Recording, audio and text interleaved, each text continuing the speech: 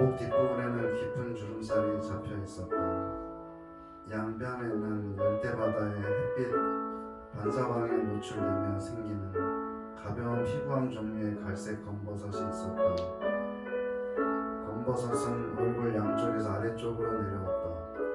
크고 무거운 고기를 잡으려고 낚싯줄을 오래 만진 탓에 그의 양손에는 깊은 흉터들이 있었다. 하지만 최근에 생긴 상처는 아니었다.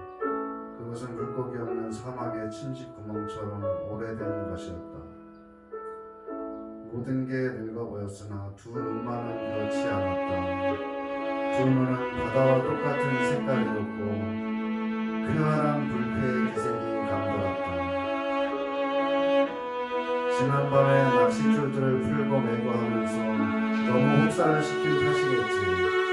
바다를 바라보니 지금 자신이 얼마나 고독한지를 새삼 느낄 수 있었다. 기묘하게 일렁이는 고요한 바닷속에선 빛들이 퍼져나가고 있었고 곧게 뻗어있는 낚싯줄도 보였다. 눈을 들어 하늘을 보니 무역풍이 구름들을 높다랗게 쌓아올리고 있었다.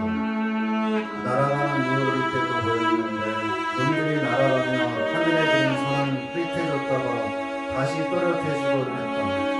그 모습을 보니 바다에선 그 누구도 외롭지 않다는 사실이 새삼 깨달아졌다. 다시 한번 해볼까요?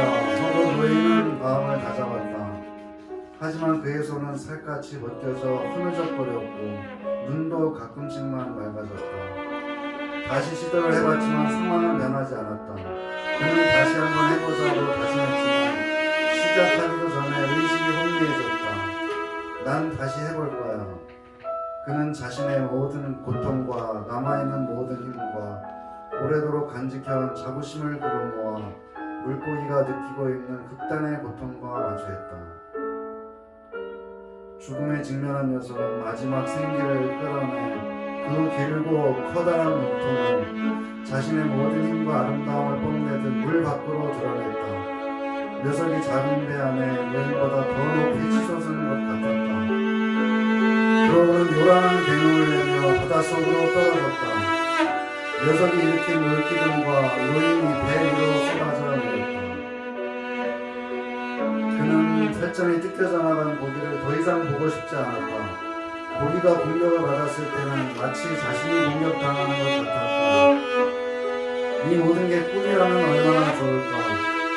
고기를 잡은 적도 없고 그저 신문지를 깔고 침대에 혼자 누워있는 거라면 얼마나 좋을까. 그렇지만 인간은 결코 패배하기 위해 태어난 건 아니야. 그가 말했다. 인간은 팔을 들 수는 있어도 패배할 수는 없어. 생각 좀 하지 마, 영감. 그가 큰 소리로 말했다. 그냥 진로를 따라 항해해. 그러다가 또 다른 놈이 나타나면 그때 가서 맞섰는데. 그는 다시 비탈에 오르기 시작했다. 꼭대기에 이르렀을 때 그는 넘어져서 한동안 쓰러져 있었다. 몸을 일으키려 해보았으나 너무도 힘에 부쳐 돛대를 메고 누운 채 길 쪽을 바라보았다. 멀리 고양이가 서둘러 지나가고 있었다. 노인은 그렇게 길을 바라보고만 있었다. 그는 돛대를 내려놓고서야 일어설 수 있었다. 돛대를 들어 다시 어깨에 메고는 길을 오르기 시작했다. 자신의 오두막에 도착할 때까지 그는 5번이나 쉬어야 했다.